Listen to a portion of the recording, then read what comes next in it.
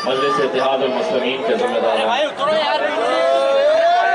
देखकर मैं बात कहना चाहता हूँ, ऐसे दसे का कौन सब जानता हूँ मैं,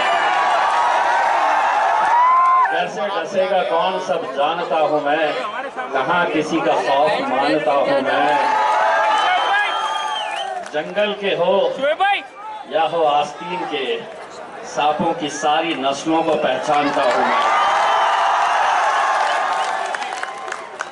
अल्हम्दुलिल्लाह मेरे भाइयों, 2014 में आपके बीच में आया था, आप लोगों ने अपने इत्तेहाद का मुजाहरा किया था और अल्हम्दुलिल्लाह यहाँ से 2014 में आपने मुझे आपके इस हल्के से एमएलए बनाया। 2019 आया तो दोबारा आपके बीच में आया, आपसे फिर इत्तेहाद की दरखास्त की। नतीजा ये हुआ कि पूरे महाराष्ट्र ही नहीं बल्कि 7 मुख्तलिफ जो राज्य है वहां से सिर्फ एक ही मुस्लिम एमपी चुनकर आया, वो आपका बेटा, आपका भाई, आपका दोस्त इम्तियाज जलील चुनकर आया। 2014 में बोलते थे, आएगा ही नहीं। 2019 के अंदर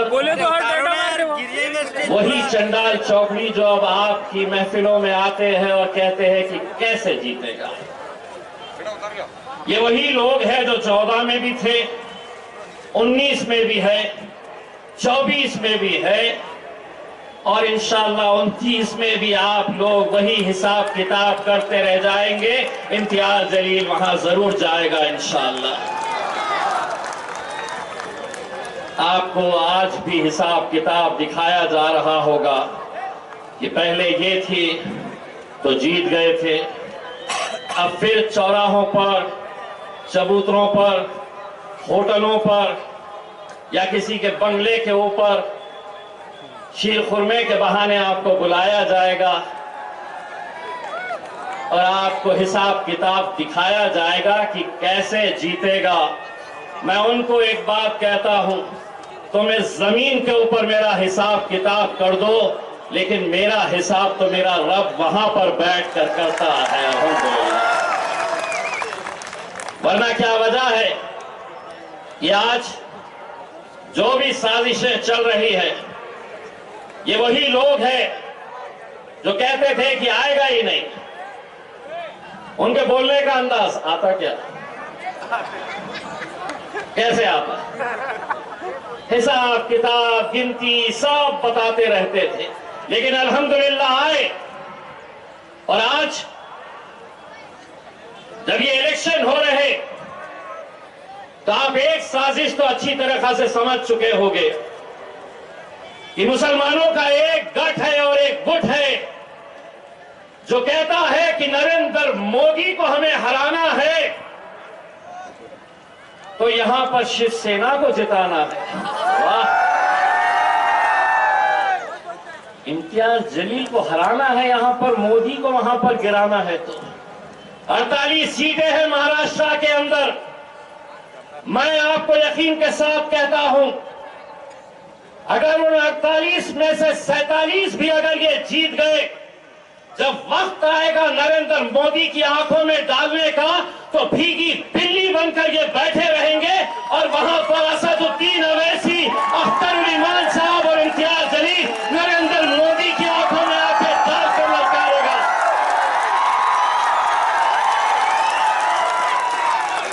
बड़े मोदी को जिताना है तो इम्तियाज जलील यहां नहीं चलता।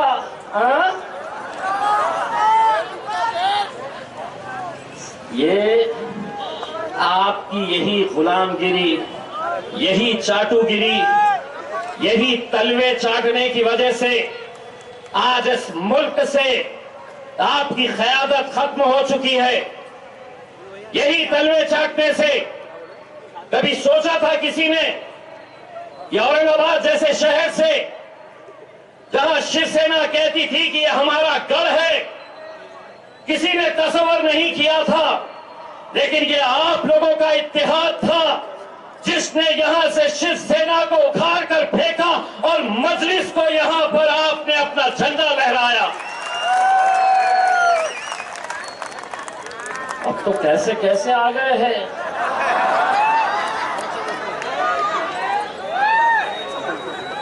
ऐसी कैसी झोलियां फैला रहे हैं।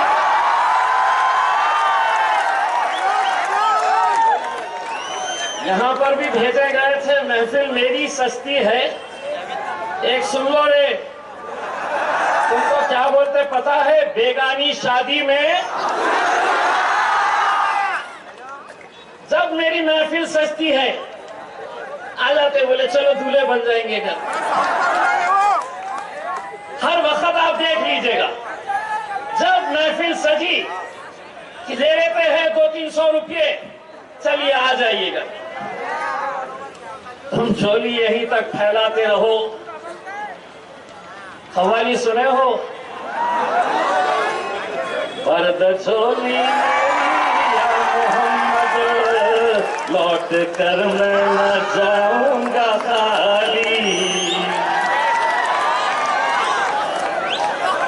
अरे मांगना है तो उससे मांगो रे, किसके सामने तलवे चाट रहे हो? उससे मांगो। और मैं आज भी ये कहता हूं, लोग मुझसे पूछते हैं, ये लोग बार बार पूछते हैं मेरे से, जीतते क्या, कैसा आते? बोले 2019 में आपको कितना भरोसा था कि आप जीतेंगे और 2024 में आपको कितना भरोसा है? तो मैं उनको ये कहता, 2019 के अंदर मुझे 100% यकीन था मैं जीतूंगा, लेकिन अब वो इंतजार करते मैं कुछ तो भी बोलूंगा। अगर 2024 में 200% यकीन है कि 4 जून को हम हिंदुस्तान का सबसे बड़ा जश्न यहां पर मनाएंगे इंशाअल्लाह। और जश्न तो बेटा तेरे घर के सामने भी आके मनाऊंगा। यही प्यादे हैं, किसके वजह से चल रहे हैं? गाड़ी में पेट्रोल कौन डाल रहा है? सब जानते हैं बेटो, हम सब हिसाब निकाला जाएगा। हर इलेक्शन में ऐसे आते, कोई ना कोई तो आता है गिराते हुए मेरे को। उन्हें क्या मालूम, ये शहर में अब अल्हम्दुलिल्लाह ऐसी फिजा तैयार हो गई। एक रात पहले तक कुछ अलग सोचता है, सुबह जैसे ही फजर पढ़ के बाहर निकल, नक्को रे बाबा पतंग कोई मारो, अपनी पतंग है, अपनी पतंग को उड़ाओ। अल्हम्दुलिल्लाह मेरे भाइयों, आज क्या वजह है कि 10 ऐसे राज्य है जहां से एक भी मुसलमान को टिकट नहीं दिया गया, और ये आपके बीच आ रहे हैं और कहते हैं कि एकलौता एक, उसको यहां पर गिराना है। अगर मैं गूंगा, मुक्का और बहरा रहता तो कोई दखल नहीं लेता, बोलता चलने दो। लेकिन उन्हें एक बात पता चली है कि पिछले 20 सालों से पार्लियामेंट के अंदर अकेला मेरे भाई बैरिस्टर असदुद्दीन अवैसी साहब अकेले मुकाबला करते थे। अब तकलीफ ये है कि ये आया है तो ये भी बहुत बोलता है भैया, और बोलता ही नहीं है। असद भाई जब बोलते हैं और वहां से भाजपा का, यहां से कांग्रेस का, वहां से राष्ट्रवादी का, यहां से शिवसेना का, जब असद साहब को टोकते हैं तो इम्तियाज जलील पीछे जाकर बैठता है और उनको क्या कहता है? चल बैठ रे बैठ। सारी तकलीफ इसी बात की कि कैसे इकलौता एक हजम नहीं हो रहा तुमको। क्या वजह है? क्या वजह है तुम्हारी? उससे तो अच्छे हमारे कहां है वो साहिब खान साहब, जरा खड़े रहो, पतंग उड़ाओ।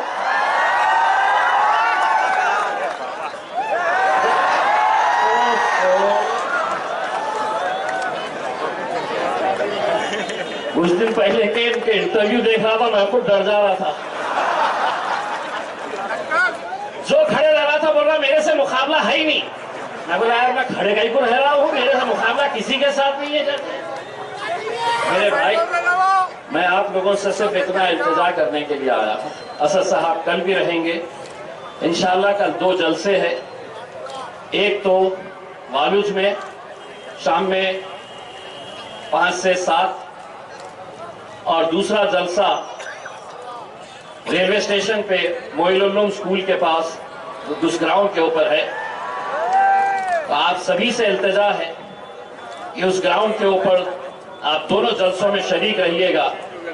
आज चूंकि इतने ज्यादा हमारे पास मेहमान थे, बहुत सारे मुखरिब थे और मुझे मौका देना है मेरे कायद बैरिस्टर असदुद्दीन अवैसी साहब को, तो आज जहां पर छोड़कर जा रहा हूं इंशाल्लाह कल वहां से कंटिन्यू करूंगा।